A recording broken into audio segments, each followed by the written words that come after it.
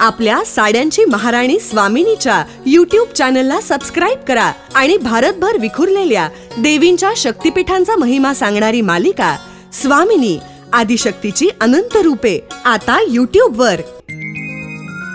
तू सखी, तू प्रिया, तू रूपा, तू मोहिनी.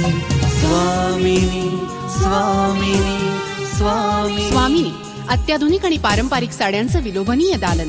तुमची आवड जाणणारं, तुमचं सौंदर्य उजळवणारं स्वामिनी. सौभाग्य सुंदर लेऊनी बसने उभी मन भावनी. स्वामिनी विझिलँड बिल्डिंग, कुमठेकर रोड, पुणे. साड्यांची महाराणी स्वामिनी. मानवी जीवनात, समाजात स्वास्थ्य व आनंद नांदावा, नवीन पिढीला हा सांस्कृतिक वारसा समजावा म्हणून ही मालिका सादर करीत आहोत. याद्वारे कुठल्याही अंधश्रद्धेचे अथवा अनिष्ट प्रथेचे आम्ही समर्थन करत नसून कुणाच्याही भावना दुखावण्याचा आमचा हेतू नाही. स्वामिनी साड्यांची महाराणी. आजच स्वामिनी सारीज पुणे या YouTube, फेसबुक आणि Instagram या सोशल मीडिया प्लॅटफॉर्मला भेट द्या, सबस्क्राईब करा आणि स्वामिनीशी कनेक्ट व्हा. तूच स्वामिनी खरोखरी, तूच स्वामिनी खरोखरी. वर्णू किती तुझ परोपरी, वर्णू किती तुझ परोपरी. तू शतरूपा शुभंकरी, तू शतरूपा शुभंकरी.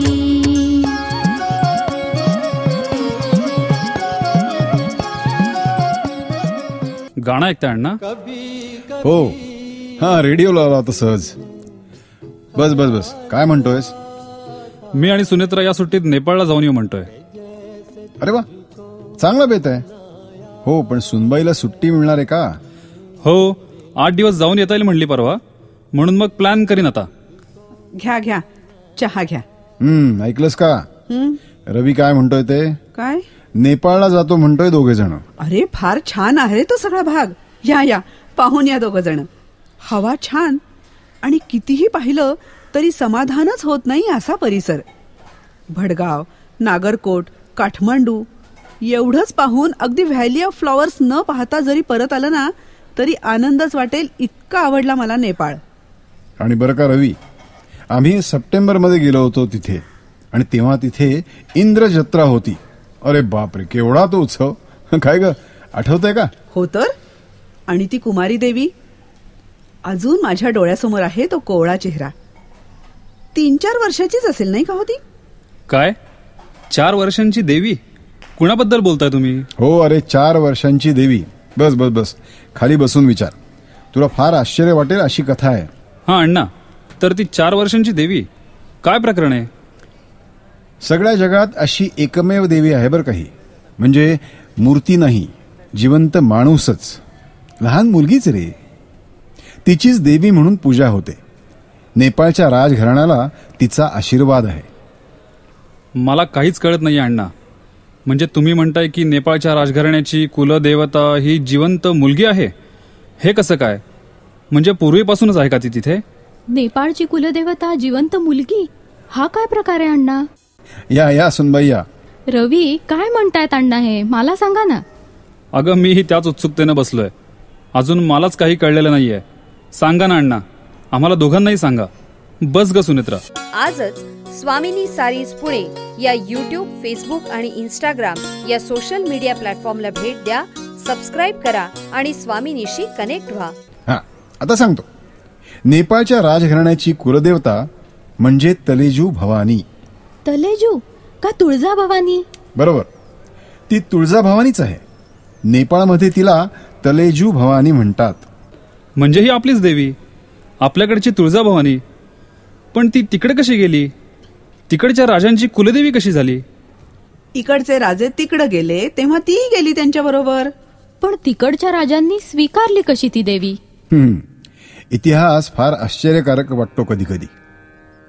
अरे, हरिसिंह देव नावाच्या कर्नाटक राजानं एकेकाळी म्हणजे 14व्या शतकात पार नेपाळच्या सीमेपर्यंत धडक मारून सिम्मरोंगड नावाचं एक छोटं राज्य जिंकून घेतलं. तो तिथे असतानाच कियासुद्दीन तुघलकानं त्या राज्यावर स्वारी केली तेव्हा हरिसिंहदेव तात्पुरती माघार घेऊन आपल्या निवडक सैन्यासकट नेपाळमध्ये घुसला. काही जण म्हणतात की नेपाळच्या मल्ल राजानं त्याचं स्वागत करून त्याला राज्यात खूप अधिकार दिले. काही जण म्हणतात मल्ल राजा घाबरला आणि त्यानं आपली राजगादी हरिसिंहदेवाच्या हवाली केली. काही असो, हरिसिंह काही काळ नेपाळचा सत्ताधारी बनला आणि योग्य वेळ साधून पुन्हा त्यानं परत येऊन तुघलकाच्या सैन्याकडून आपलं राज्य परत मिळवलं. मात्र त्याचे पुष्कळ लोक मागं राहिले.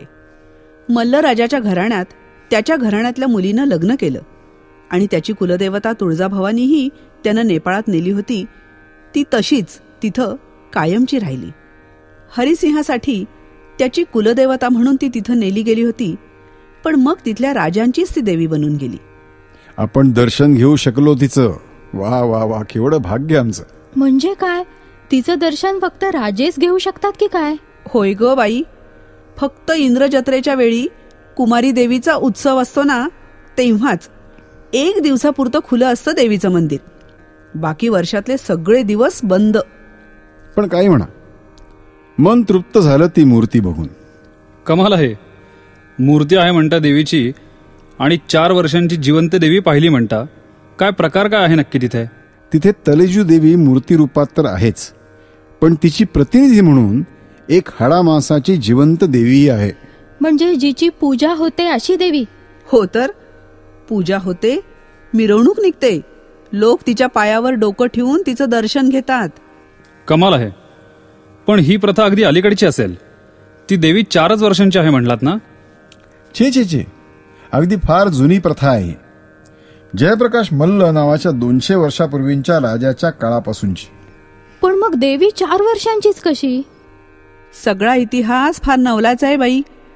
अरे, तो जयप्रकाश मल्ल म्हणून जो कोण राजा होता ना, तोही अर्थात तलेजूचा भक्तच. तेव्हा कुमारी देवी नव्हती, पण एक दिवस राजवाड्याच्या आसपास एक किशोर वयाची मुलगी त्यांना फिरताना दिसली. तिकडचे नेवारी क्षत्रिय लोक आहेत ना, त्यांच्यापैकीच होती ती. ती सांगायला लागली की तलेजी देवी तिच्यामधून प्रकट झाली आहे. म्हणजे आपण देवी अंगात येणं, संचार होणं वगैरे म्हणतो तशी? बरोबर, अगदी तसंच ती म्हणत होती. राजाच्या कानावर गेलं तेव्हा त्याला ती लबाडी वाटली आणि त्यानं त्या मुलीला सरळ राज्याबाहेर हाकलून लावलं. पण त्याच रात्री राजाची एक राणी म्हणायला लागली की तिच्याही अंगात देवी आली आहे.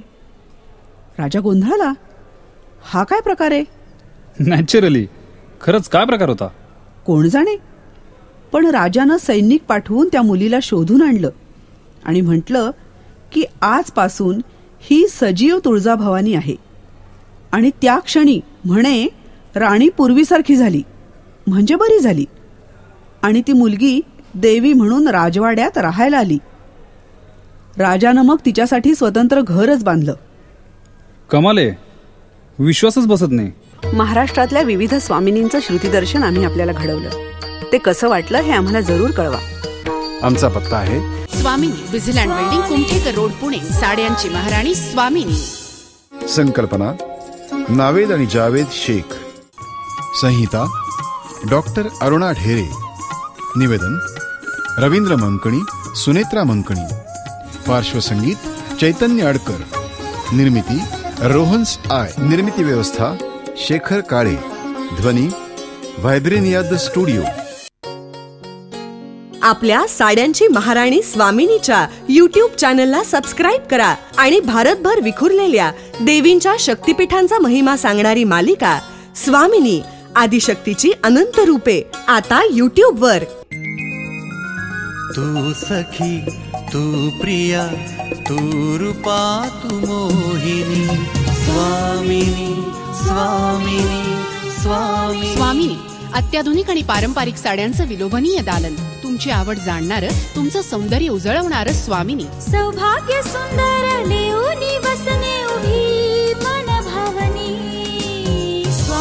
स्वामिनी, विझिलँड बिल्डिंग, कुमठेकर रोड, पुणे. साड्यांची महाराणी स्वामिनी.